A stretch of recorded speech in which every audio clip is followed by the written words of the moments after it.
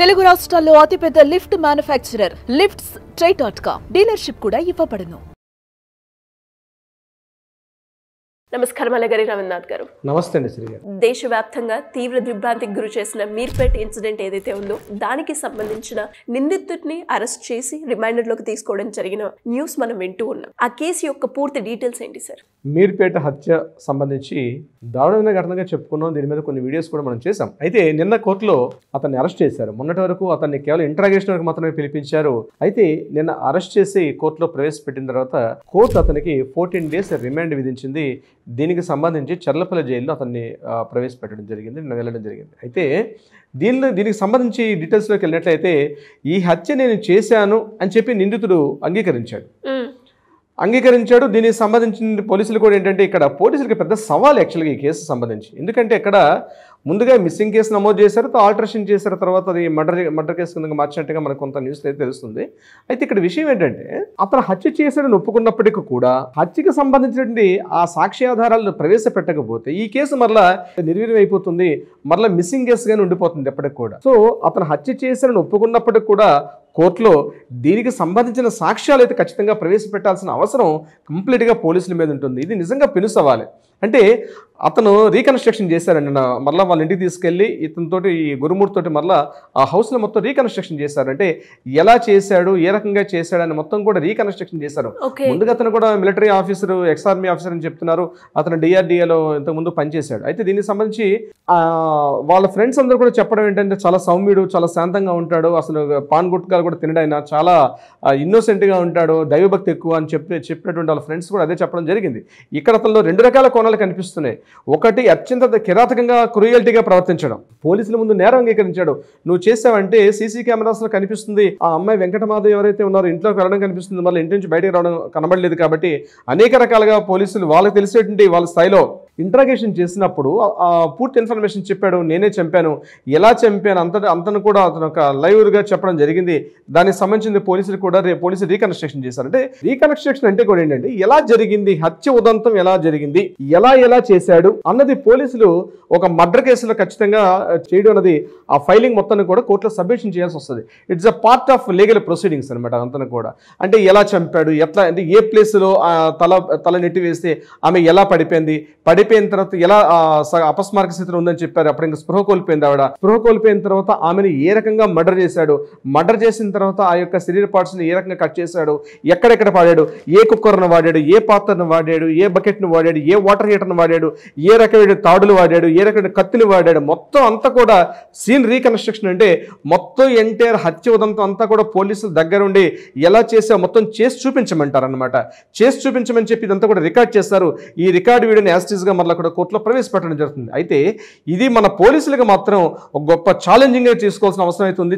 సవాల్ ఇది actual case. ఎందుకంటే సిపి సుధీర్ బాబు గారు కూడా మాట్లాడుతూ కూడా ఒక విషయం చెప్పడం జరిగింది. రేరెస్ట్ రేర్ కేసు అని కూడా ఆయన చెప్పడం జరిగింది. నా నోటితో నేను చెప్పుకోలేను ఇట్లాంటి ఇంత దారుణంగా చేసిన హత్య ఉదంతం ఏదైతే ఉందో నేను నా నోటితో చెప్పలేను అన్నట్టుగా కూడా ఆయన ఒక కమిషనర్ స్థాయిలో ఒక పోలీసు ఉన్నతాధికారి అట్లా మాట్లాడడం కూడా కొంత ఆశ్చర్యాన్ని కలిగించింది. ఎందుకంటే వాళ్ళ సర్వీస్లో ఎన్నో వందల కేసులు చూసి ఉంటారు. అయినప్పటికీ కూడా ఇంత దారుణమైన కేసుని ఇప్పుడు చూడలేదని చెప్పి సుధీర్ బాబు గారు కూడా మాట్లాడడం కూడా జరిగింది. అయితే రీకన్స్ట్రక్షన్ చేసిన తర్వాత పోలీసులకి ఇప్పుడు సవాల్ ఏంటంటే ఆల్రెడీ ఒక 16 వస్తువులు స్వాధీనం చేసుకున్నారు. అంటే ఏవైతే హత్యకు సంబంధించినటువంటి ఉపయోగించినటువంటి ఏవైతే వస్తువులు ఉన్నాయో ఆ వస్తువులన్నింటి కూడా వాళ్ళు స్వాధీనం చేసుకున్నారు. అంటే రైస్ కుక్కర్, ఒక తాడు, అదేవిధంగా కత్తులు, అక్కడ వాడినటువంటి ఏ బకెట్ వాడాడు, సర్ఫ్ వాడాడు, ఆ టోటల్ అక్కడ మొత్తం అంతా కూడా ఇదంతా తెలియాలంటే ఒక సూక్ష్మదర్శిని అనే సినిమా చూసి ఆ సినిమా OTTలో రిలీజ్ అయినటువంటి సూక్ష్మదర్శిని ఒక మూవీ ఉంది. ఆ సినిమా చూసిన తర్వాత అతను అంతకుముందు అంటే ఈ హత్యకు ముందు ఒక కుక్కని చంపాడు. ఆ కుక్కని చంపి ఆ కుక్కతో ఎలా అయితే ఆ ఎంటైర్ బాడీని ఏ రకంగా చేయొచ్చు అని చెప్పి ముందుగా ముందు ఒక ట్రయల్స్ చేశాడని కూడా మనకు కొన్ని వార్తలు కూడా వినిపించాయి. చేసిన తర్వాత సెకండ్ టైం అంటే it is a pre planned, అంటే cruelty plus pre planned murder అనేది చాలా దారుణమైన శిక్ష ఉంటుంది. దీనికి సంబంధించిన కోర్టులో కూడా వీలైతే యావజ్జీవ కారాగార శిక్ష ఉండొచ్చు, లేకపోతే మరణ శిక్ష కూడా ఉండే అవకాశం కూడా ఉంటుంది. అయితే ఖచ్చితంగా పోలీసుల యొక్క సాక్ష్యాధారాలు ప్రవేశపెట్టినప్పుడే ఈ సాక్ష్యాధారాల బలంగా ఇతనే నేరస్తుడు, ఇతనే దోషి అని నిరూపించగలిగితే తప్ప మరలా అతను కోర్టు నుంచి కూడా ఆయన తప్పించుకునే అవకాశం ఉంటుంది. అంటే హత్య జరిగింది, నేనే నిందితుడు నేను ఒప్పుకున్నప్పుడు కూడా తర్వాత ఆయన ఏం చేస్తాడంటే కోర్టు ట్రయల్స్కి రేపు వెళ్ళేసరికల్లా నేను చెయ్యలేదు, ఎందుకంటే నా చేత పోలీసులు చెప్పించారని కూడా మరలా అతను రివర్స్ అయ్యే అవకాశం కూడా ఉంటుంది రేపు కోర్టులో ట్రయల్స్ జరిగేటప్పుడు. ఎందుకంటే సాక్ష్యాధారాలు బలంగా లేనప్పుడు. మనం ఇదే విషయాన్ని మనం కలకత్తా కేసులో కూడా చూసాం.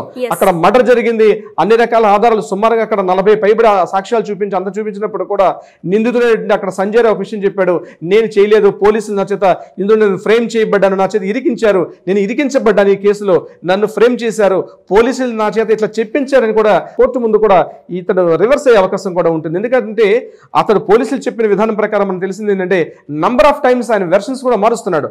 ఒకసారి నేను చంపానని చెప్పాడు, ఒకసారి నేను చంపలేదని చెప్పి, నేను చంపాను కావలిస్తే మీరు సాక్ష్యాధారాలు వెతుకొని చూపించండి అని చెప్పి అతను రకరకాలుగా పోలీసులుగా సవాల్ చేసిన సందర్భాలు ఉన్నాయి. ఆ విషయం మనం డైరెక్ట్గా సిపి సుధీర్ బాబు గారు ఆయన వాయిస్లో కూడా మనం విన్నాం మన మీడియాలో కూడా. అయితే ఇక్కడ జరిగిన విషయం ఏంటంటే రేపు కోర్టులో ఖచ్చితంగా ఇతడే దోషి, ఇతడే నిందితుడు, ఇతడే హత్య చేశాడని పోలీసులు సాక్ష్యాధారాలతో నిరూపించకపోతే డెఫినెట్గా మళ్ళీ ఇతను తప్పించుకునే అవకాశం ఉంటుంది. నేనేమంటానంటే ఇప్పుడు ఏవైతే సాక్ష్యాధారాలు తీసుకున్నారో వీటికి ఆల్రెడీ ఫోరెన్సిక్ ల్యాబొరేటరీ పంపించారు, సైన్స్ ల్యాబొరేటరీ పంపించారు, అదేవిధంగా ఈ బ్లూ రేస్ అని చెప్పేసి ఎక్కడెక్కడైతే ఆ రకాల అంటే చనిపోయినటువంటి డెడ్ బాడీస్ తాలూకా బాడీలో ఫ్లమ్ అయి పడి ఉంటుంది, చిన్న చిన్న పార్ట్స్ అని పడిపోతే ఆ బ్లూ రేస్ ద్వారా పంపిస్తారు, అదొక డిటెక్టర్ లా ఉంటుంది అన్నమాట. అక్కడ ఏమైనా ఐడెంటిఫై చేస్తే ఆ పార్ట్స్ను కూడా సైంటిఫిక్గా ప్రూవ్ చేస్తారు రేపు. అంటే సైంటిఫిక్గా అంటే డైరెక్ట్ ఎవిడెన్స్ అయినా చూపించాలి, లేకపోతే సైంటిఫిక్గా చూపించాలి, ఫోరెన్సిక్ చూపించాలి, ల్యాబొరేటరీ రిపోర్ట్స్ అన్ని కూడా బలంగా ఉన్నప్పుడే రేపు కోర్టులో క్రాస్ ఎగ్జామినేషన్ జరిగేటప్పుడు ఇతను దోషిగా తేల్చే అవకాశం ఉంటుంది.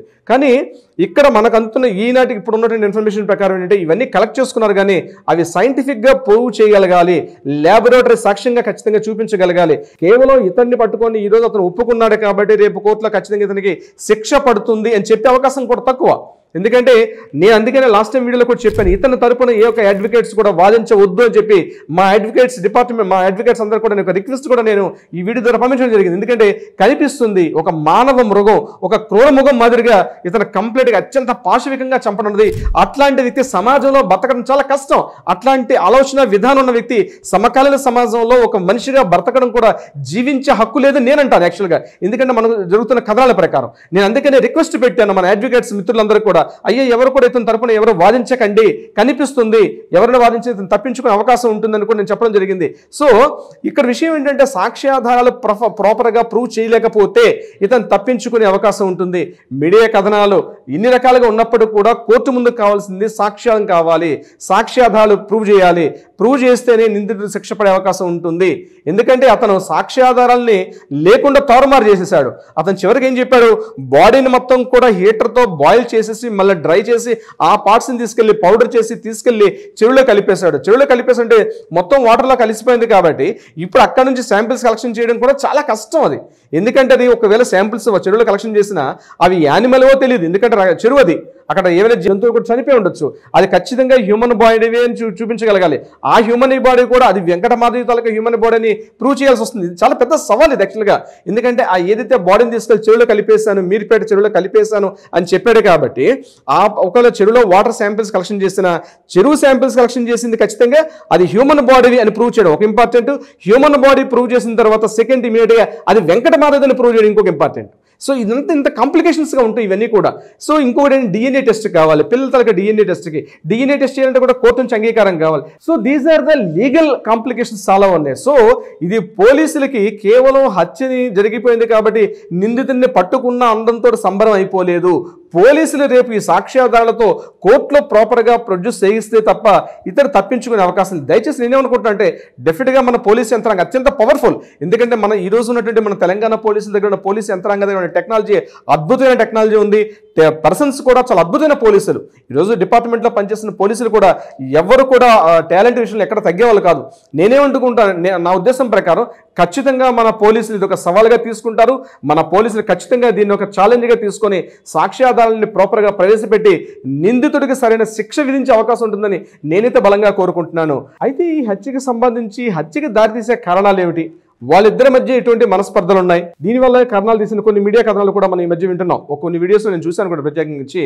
అతను ఇంత క్రూరమోగంగా మారిపోవడానికి, ఇంత సైకోగా మారిపోవడానికి గల కారణం ఏమిటి అంటారు. కోర్టు ముందు సైకోగా మారడానికి గల కారణాలు కాదు, హత్య జరిగిందా లేదా, ఇతను హత్య చేశాడా లేదా, హత్య ఇతనే చేశాడని ఒప్పుకున్నప్పటికీ కూడా ఇతనికి సరిపోయిన సాక్ష్యాధారాలు ఉన్నాయా లేవని చెప్పి కోర్టు చూస్తుంది తప్పించి హత్య గల కారణాలు ఏమిటి, ఎందుకు చేశాడు అయితే that is second part. But ఈ రోజు కనిపిస్తున్న ఒక అమ్మాయి అయితే పూర్తిగా తన జీవితాన్ని పూర్తిగా కొంత కోల్పోయింది కాబట్టి, తన జీవితం పూర్తిగా ఇలాంటి నరమోగం వల్ల, ఇలాంటి క్రూరమోగం వల్ల తన జీవితం పూర్తిగా నాశనం అయిపోయింది కాబట్టి ఖచ్చితంగా ఇతనికి శిక్ష పడుతుందని మేమైతే కోరుకుంటున్నాం. సిరి గారు, మళ్ళీ ఇలాంటి ఇన్సిడెంట్స్ జరగకుండా ఉండాలని, ఆ నిందుడికి ఖచ్చితంగా శిక్ష పడాలని మనం కూడా కోరుకుందాం sir. Thank you so much. Thank you so much అండి.